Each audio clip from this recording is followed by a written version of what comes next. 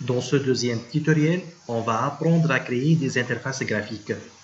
Comme nous avons dit au niveau de la première vidéo, une interface graphique en Android s'appelle Layout. C'est pour ça qu'on trouve nos interfaces graphiques au niveau du dossier Layout. Donc, lorsque nous créons un projet avec un empty activity, nous obtiendrons une activité et donc nous obtiendrons une interface graphique ou un layout. Par défaut, cette interface s'appelle activity-main, comme vous pouvez l'apercevoir ici. Donc, ici, l'activity-main constitue une interface graphique. Donc, si je fais deux clics sur ce fichier-là, j'obtiens ceci. Donc, comme vous pouvez l'apercevoir ici, j'ai une palette ici. Au niveau de cette palette, j'ai deux colonnes. Donc, au niveau de la première colonne, je trouve le mot common, puis texte, puis buttons, puis widgets, et ainsi de suite. La première colonne constitue les catégories des différents éléments graphiques qui existent sous Android. Donc, common signifie les éléments visuels utilisés souvent, comme le text view, le button, l'image view, le recycler view, et ainsi de suite. On trouve par la suite la catégorie texte. Au niveau de la catégorie texte, je trouve toutes les zones texte qui se trouvent sous Android, comme le text view, le plain text, et ainsi de suite. De même pour les autres catégories, buttons ici, je trouve tous les types de boutons qui existent sous Android.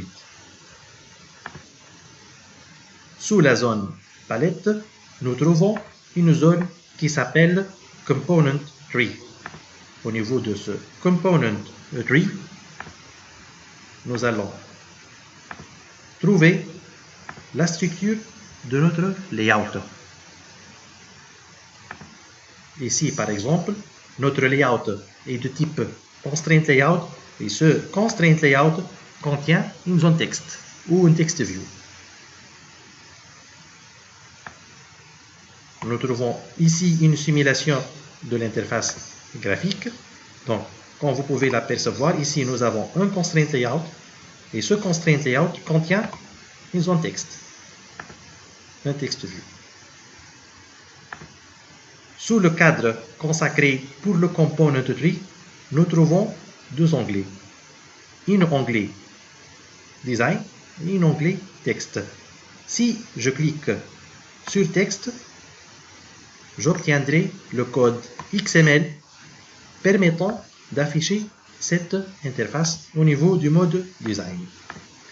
Avec le mode Design, nous pouvons créer nos interfaces graphiques. Ça nous aide beaucoup. Ça nous permet de créer nos interfaces graphiques sans taper du code.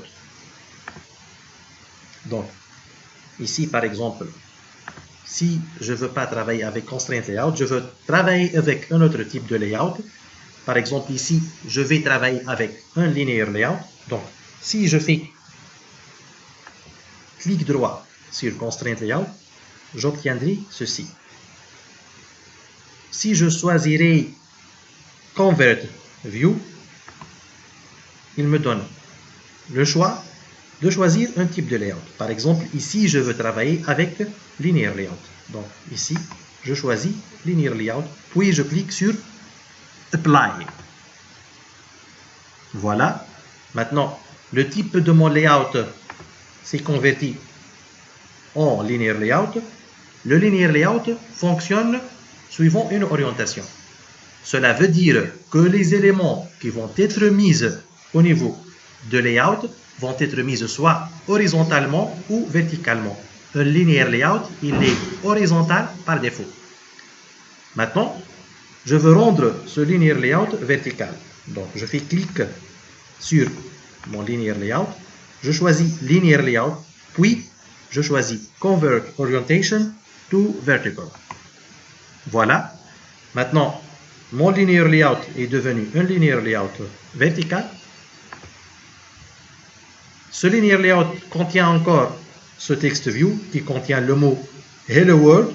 Donc, je vais supprimer ce text view là. Donc, je vais faire clic droit sur text view, puis je choisis delete.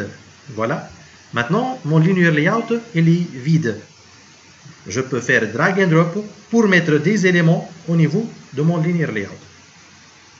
Donc, le linear layout est le conteneur des éléments visuels. Donc, pour pouvoir construire une interface graphique, il faut tout d'abord avoir un layout. Au niveau de ce layout, comme nous avons dit, il faut mettre les éléments visuels. Les éléments visuels s'appellent views. Donc, je vais mettre ici, par exemple, au niveau de mon linear layout, un plain text. Le plain text, c'est un edit text. Le plain text, en Android, est un edit text. Donc, ici, sous la catégorie texte, je vais choisir plain text.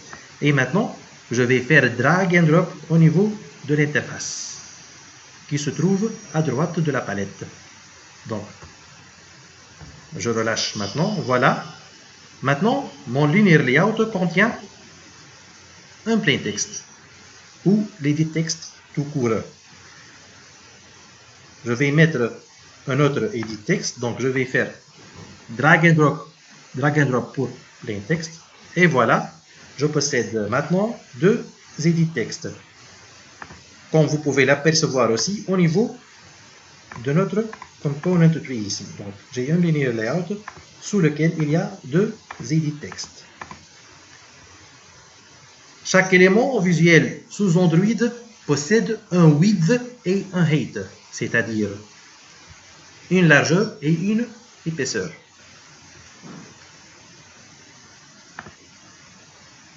Donc, voilà. Ici, j'ai sélectionné le linear layout au niveau de mon component tree. Et ici, au niveau du cadre attribute à droite, je trouve Declared Attributes. Je trouve ici Layout Width et Layout Height. Le Layout Width et le Layout Height constituent les dimensions de mon élément visuel.